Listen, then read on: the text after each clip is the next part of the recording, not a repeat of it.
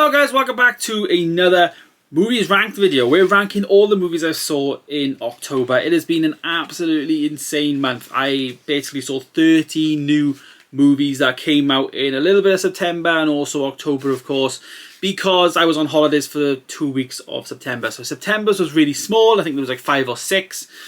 October's is really big because we had things from last month that obviously came into this month. So yeah, 13 new movies. I think I went to the cinema literally like 10 times, maybe 11 times. Yeah, really good though, really good.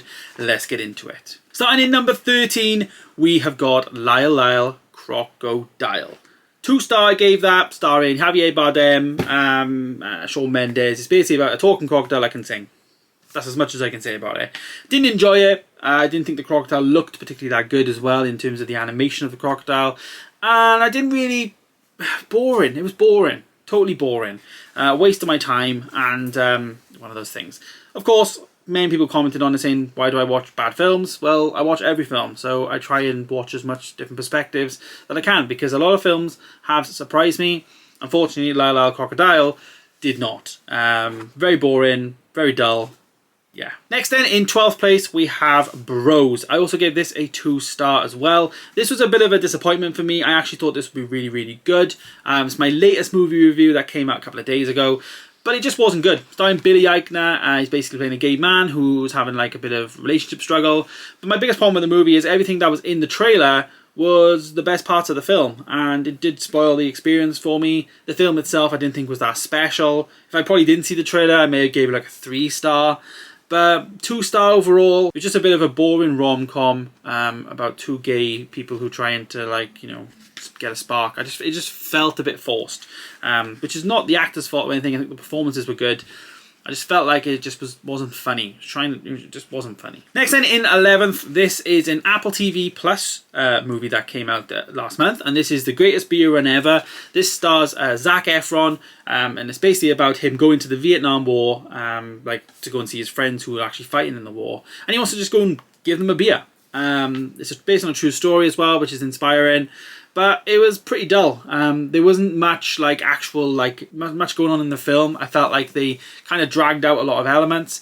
The movie, I said in the actual review, I think it would have been better as like a mini TV series, like 4 or 5 episodes, like broken down into 4 different parts or something, because the film did feel a bit like the end of the film definitely felt way different to the beginning of the film. So it was a bit of a misjointed, weird movie in my opinion. Also starred Russell Crowe, who was only in the film for like the end bit of the movie, wasn't really a main cast member. So yeah, a bit of a shame. I gave that 2.5 stars out of 5. Up now into the 10th movie then, we have got Bullet Train. I gave this 2.5 star. A lot of people really enjoyed this film, but for me, I think it was just a bit too bonkers for me. I'm not into like martial arts type of movies. If you saw one fight scene in the film, you'd saw them all. Every fight scene is basically the same. Choreography was good, but it just felt forced, if you know what I mean. Like, there's some fight scenes that just don't come across as like, you know, genuine, and this didn't feel like they had genuine fight scenes in the movie. You know, the typical pick up a briefcase, hit it over somebody's head, get a glass bottle, smash over their face. It's all the same stuff, and you just knew what was coming next, and it just spoiled it for me. Brad Pitt was okay in the film, but there was nothing else really that I enjoyed, so give it 2.5 star. In 9th, I have ranked Ticket to Paradise. This I also gave 2.5 star, but I think it's the best of the 2.5 stars. I had fun watching this film. It wasn't a special movie and a fantastic film by any means, but it was good, it was energetic, and it was fun. And that's the main thing I took from this movie. George Clooney I thought did fantastic. We got Julia Roberts in the movie as well. It's basically about them two have broken up and their daughter wants to move to Bali, and she's only there like a month and she wants to marry somebody, and their goal is to break up their marriage. Really fun. There was definitely funny things in the trailer, but there was also some other funny things that weren't in the trailer, which is different to Bros, which is why I think I liked it more. But yeah, definitely Ticket to Paradise was probably my biggest surprise of the month. I probably would have put that, if not below, Lyle Crocodile at the beginning of the month. Really enjoyed the movie. Going in then, number 8, next we put Amsterdam. This I gave 3-star, and it was the only 3-star ranked movie of the month. Amsterdam was okay. It stars Christian Bale, Margot Robbie, Josh Denzel Washington. It was good. but that was it. There was nothing much in the film that was like fantastic about it. There was a twist at the end which I basically saw come in, so that spoiled it for me. We also had Anna Taylor-Joy in the movie, which I thought she was good, and also Robert De Niro as well. I think he was fantastic in the film. But, you know, it was nothing special. It was like a good Sunday evening movie. I said very much it was a one-time watch for me. Wasn't like going to be something I would want to watch any more than once.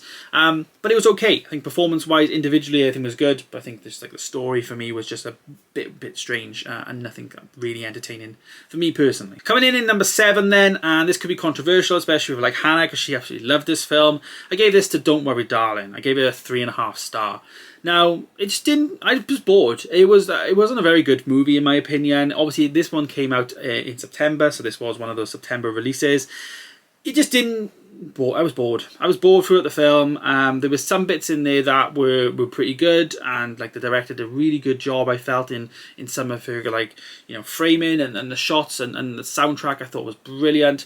Obviously starred Florence Pugh, which she did a lot of great work in this film, like obviously a lot of the time acting on her own as well in the movie, which I can imagine is really hard. And then Harry Styles, I thought he was okay, but definitely not his best performance. He was definitely better in other things, and hopefully he's going to be better in the Policeman movie now that's coming out this month. But yeah, I gave it a 3.5 star. Nothing special, like a lot of people really enjoyed it, but maybe I need to watch her again. But yeah, 3.5 star. In at number 6, I also gave 3.5 star, and yes, I did put this before Don't Worry Darling, and I put Hocus Pocus 2 there. I had much more fun time watching Hocus Pocus 2. By all means, not a better film in terms of filmmaking, but entertainment value, I was more entertained watching Hocus Pocus 2 than I was Don't Worry Darling. Obviously, the cast returns. All 3 of the Sanderson sisters return. We get some new additions, which I don't think are that special. We get another song, which is fantastic, and a rendition on Elton John. So yeah, really, really good. I really enjoyed it. It was like, you don't take the film too seriously in that sense. It was a fun movie. You know, we don't get enough Halloween kids movies in my opinion, so it was nice to actually get another one to add to that. So yeah, Hocus Pocus 2, 3.5 stars. Now we get into the top 5 of the month, and the first 4-star movie. I actually gave 4 movies 4 star and 1 movie 4.5 star. So in number 5, I've given that to Vengeance. This was one of my bigger surprises of the month. This was a movie that we basically went to see after reading the little like text box that was in the Cineworld app. We didn't see the trailer, none of that. Good movie, starring BJ Novak, directed by BJ Novak as well. Also stars Ashton Kutcher, and it's basically about like this podcaster who's trying to find a story, and like an ex-girlfriend of his, like, you know, the family like basically call him and say like she's died, and would you come and speak at her funeral? And for him, the girl was just a one-night stand. So it's a really good movie, and you know, it's got a lot of like peaks and troughs in it. But I gave it a 4 star. It was entertaining, and yeah, it was good. Biggest surprise of the month, probably, in terms of, you know, one that I thought I would enjoy. So yeah. In at number 4 then, I gave this one to The Lost King. I also gave this a 4. This is about them trying to find Richard III. The grave of Richard III was all over the news a good couple of years ago now. And Sally Hawkins plays the lady in this movie, and I thought it was brilliant movie. Again, similar to other movies, a lot of acting on her own. I thought it was a brilliant rendition of like what the live events would have been like, and I definitely was sucked into the film from the get-go. The trailer really grabbed me as well. Didn't spoil anything because we always knew that the grave was going to be found. I saw that in a lot of reviews, like, you know, it was like spoiled in the trailer, but the grave was found. It was all over the news, and it's a really nice like British movie. You know, it was fantastic. Loved it. 4 star. I probably could have given it like a 5 star if I was going to let my emotions get in the way, but you know, it was a bit like so in the middle, and I thought Steve Coogan didn't play a great role in the film. He wasn't really needed. So that's why I kind of dropped it down to 4. But yeah, The Lost King, loved it. Top 3 then for the month, and we've got, well, basically 2 of the 3 are massive blockbuster movies. The first one being Black Adam. I gave Black Adam a 4 star. A lot of people didn't like Black Adam. This obviously stars Dwayne The Rock Johnson. It's the new DC film. But I was sucked into this movie from the get-go.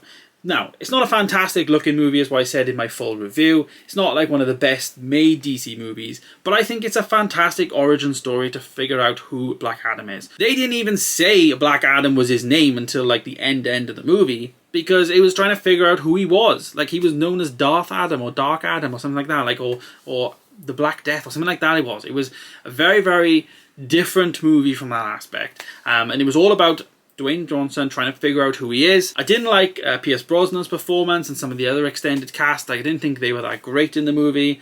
But I thought The Rock did really well in it. I'm looking forward to seeing what's going to come down the road. Spoiler alert for the post-credit scenes, but like I'm really excited to see what's going to happen. Obviously, we've got Henry Cavill coming back now as Superman. Obviously in the Man of Steel outfit as well. So there's the excitement happening there, and I'm looking forward to what DC are going to be doing next. Black Adam for me was good. Good origin story. And when you compare it to things like Black Widow, which was an origin story, I preferred Black Adam. I think I enjoyed it. We know more about him now than we did maybe about like Black Widow. I'm just using that as a comparison because it's the most recent one. So yeah. In at number 2 then, the next movie is The Woman King. Now this was a contender for like 5-star movie, if not 4.5 star. I gave it a 4-star because I just felt like it was a bit like sensitive and slow in some areas that were a bit boring. Normally when I go to watch a film, if I go to the toilet halfway through, then it means that I'm not going to give it a 5 star. If it's 5 star, I'm on the edge of my seat, you know what I mean? And I did in this movie, so it was a good film. I felt like John Boyega's performance in the movie wasn't as great. He was playing the actual king, and then Viola Davis was playing like this, the head of the King's Guard. And there's all these women that basically were, they turned their back on their families. They didn't want to like go into their prearranged marriages and all that. And they like liberate slaves and that type of stuff. And it was good.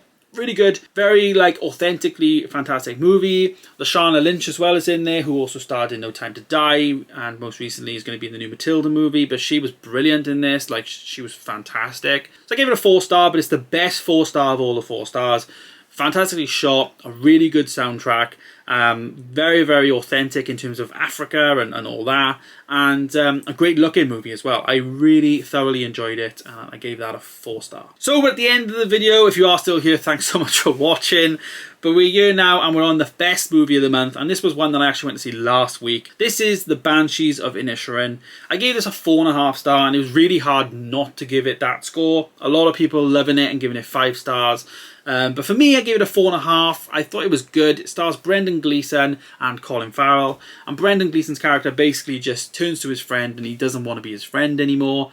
And the trailer's really like, it sets it up. But then you really think there's more to the film, behind the trailer. And it was like definitely quite a lot of layers. When you explain what the movie's about, it's really hard to like not say it without laughing, because the plot is really dumb in the sense of like, whenever you speak to me, I'm going to cut off one of my fingers. And every time you do, then I'm going to lose a finger. And it's really bizarre, and you just think, is he bluffing? Is he not going to do it? Really, really good. The story is also linked and is told alongside like the Irish Civil War. This is basically, Inisherin is basically like a small island off the mainland of Ireland. And over the water, you can hear the Civil War happening and bombs and gunshots and everything going off.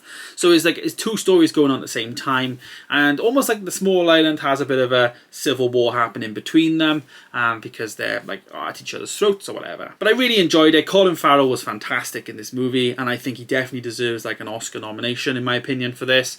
And yeah, I gave it a 4.5 star, and that's my best movie of the month. So there it is, guys. There's all 13 movies there listed and scored, and if you want to go and watch any one of those reviews more in depth, please go and find them on the channel. Of course, they will all be there. Really, really thoroughly enjoyed this month. A lot of movies to get into. 13, fantastic. The most I've ever done in 1 month. And it was a big thanks to Hannah as well for like putting up with me and going to the cinema so much, because without her, I wouldn't have done all those movies. And I'm glad I did, because there was some hidden gems in there. Definitely 1 or 2 I wish I didn't see. But it's all part of movie reviewing, I guess. So there it is, guys. Let me know your thoughts down below. Do you agree with me on some of them? Did I get some of the scores really wrong? Let me know your thoughts down below. Thanks for watching, guys. Of course, please do subscribe if you are new, and of course I'll see you in the next one.